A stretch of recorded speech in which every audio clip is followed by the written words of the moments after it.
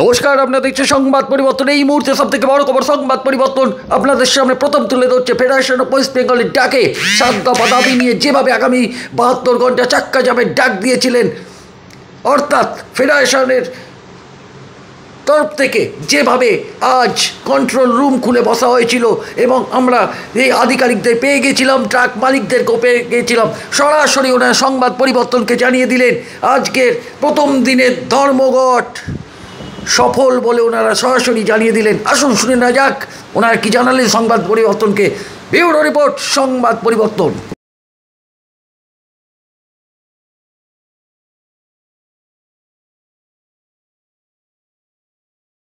আপনারা 72 ঘন্টা আজকে বন্ধ রেখেছেন ফেডারেশনের তরফ থেকে, কি মনে করছেন কতটা সাকসেস হচ্ছে বলে?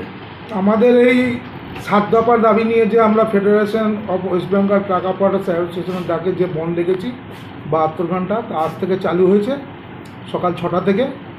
মোটামুটি ধরে নিন 90% আজকের দিনের জন্য, এই প্রথমে 11 তারিখ, আজকে 90% বন্ধ আমাদের সফল। মোটামুটি পুরুলিয়া থেকে আরম্ভ করে পুরুলিয়া জেলা, বীরভূম জেলা, দক্ষিণবঙ্গের কথাটা আগে বলিনি, পুরুলিয়া, বীরভূম, ওদিকে আপনার বর্ধমান পূর্ব পশ্চিম, ওদিকে আপনার হুগলি ডিস্ট্রিক্ট, এদিকে আপনার হাওড়া জেলা, আর এদিকে তো কলকাতাটা আছে। কলকাতায় তো অত লরি চলে না, এখানে 4 চাকা গাড়ি বেশি, এইসব জেলাগুলো। আর এদিকে আপনার নদিয়া ডিস্ট্রিক্ট, আর আপনার ওদিকে মুর্শিদাবাদ, আর সাউথ 24 পরগনা, উত্তর 24 পরগনা, একদম বন্ধ সফল। আমরা আমাদের কাছে যা রিপোর্ট আছে, আমরা আজকে সকাল থেকে আমাদের ফেডারেশন অফিস কলকাতায় আমরা বসেছিলাম, এখান থেকে আমরা মনিটরিং করছি। আমাদের কাছে যা খবর আছে, সমস্ত যে টোল ট্যাক্সগুলো আছে, সেই টোল ট্যাক্সের যা রিপোর্ট আছে, তাতে 90% ট্রাক আজকে রাস্তায় দাঁড়িয়েছিল, কোনো ট্রাক চলেনি। আর আমাদের এই 3 দিন এখন ধর্মঘট চলবে, যতক্ষণ সরকার থেকে যদি আমাদের এই দাবিগুলো মানে তাহলে ঠিক আছে, আর না হলে আমাদের এই বন্ধটা চলবে 3 দিন। তারপরে যদি আমাদের দাবি না মানে তাহলে আমরা এরপরে অনির্দিষ্টকালের জন্য ট্রাক ধর্মঘটে যাব। তো আপনারা কি 3 দিন এই ফেডারেশন থেকেই মনিটরিং চালাবেন বলে আপনারা করছেন? হ্যাঁ, আমাদের মনিটরিং, আমাদের বিভিন্ন জেলায় রাস্তায় লোক আছে, তবে একদম শান্তিপূর্ণভাবে। কারণ ট্রাক মালিকরা নিজে থেকে এমনি গাড়ি দাঁড় করিয়ে রেখেছে, যে জোর জবরদস্তি গাড়ি দাঁড় করাতে হবে এরকম কোনো ব্যাপার নেই। কারণ এমনি ট্রাক মালিকদের অবস্থা খুবই খারাপ। তার মধ্যে এই যে আপনাদের 7 দফা দাবি, এই দাবিগুলো আমাদের যদি পূর্ণ হয় তবেই ট্রাক মালিক বাঁচবে, নাহলে ট্রাক মালিক বাঁচবে না। আপনার নামটা? Bapi Dey, federation of West Bengal truck operators association, joint secretary. আপনারা যে ডিমান্ড নিয়ে এই 7 দফা দাবি নিয়ে যে আজকে বন্ধ ডেকেছেন, ট্রাক ধর্মঘট ডেকেছেন, মনে করছেন আগামী দিনে কি আপনাদের এই সলিউশন পরিপূর্ণ হবে বলে মনে করছেন আপনারা? আমরা আশাবাদী। প্রশাসনের উপরে আমাদের ভরসা আছে, পরিবহন দপ্তরের উপরে আমাদের আশা আছে। আমরা এর আগেও বহুবার এই সমস্যাগুলো নিয়ে আমরা বারংবার আলোচনা করেছি, আমরা কোনো সদুত্তর পাইনি বলে আমাদের এই রাস্তা আজকে বেছে নিতে হয়েছে।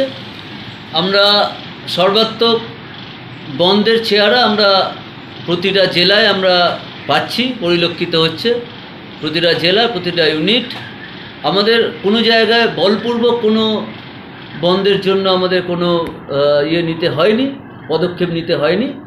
সবাই, প্রতিটা গাড়ির মালিক নিজের জীবিকার স্বার্থে, নিজেকে বাঁচানোর স্বার্থে নিজের থেকেই এই বন্ধে আগ্রহী হয়েছে, তারা নিজের থেকে স্বেচ্ছায় এই বন্ধটা করছে। আমরা আশাবাদী সরকারের কাছে। আমাদের এই নিরন্তর সমস্যাগুলো নিয়ে সরকার চিন্তাভাবনা করবে। গাড়ির মালিকের এই যে পেশা, এই যে ট্রেড, ট্রান্সপোর্ট, আমরা জানি transportation is the backbone of life.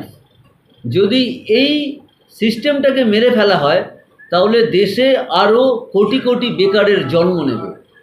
এই সিস্টেমটাকে যদি পুনরুদ্ধার করতে হয়, এই ট্রেডটাকে যদি পুনরুদ্ধার করা যায়, রাজ্য এবং কেন্দ্র এই 2 সরকারের কাছেই আমাদের আবেদন, যদি এই ট্রেডটার উন্নতি করা যায় তাহলে আমাদের দেশে বেকার সমস্যা সমাধান হবে এবং যারা আজকের দিনে এই সমস্যা এই পেশার মধ্যে নিযুক্ত আছে তারা সুস্থভাবে বেঁচে থাকতে পারবে। আচ্ছা, যারা টনো ইউনিটের পাশ দিয়ে সবার আসছে, কিছু গন্ডগোল হচ্ছে, এটা নিয়ে কি বলবেন আপনি? না, গন্ডগোল আমাদের কোনো ইউনিট, কোনো জেলা থেকে বলপূর্বক কোনো গাড়িকে আটকানোর কোনো খবর আমাদের কাছে নেই, তাহলে আমাদের কাছে সেই খবর আসতো।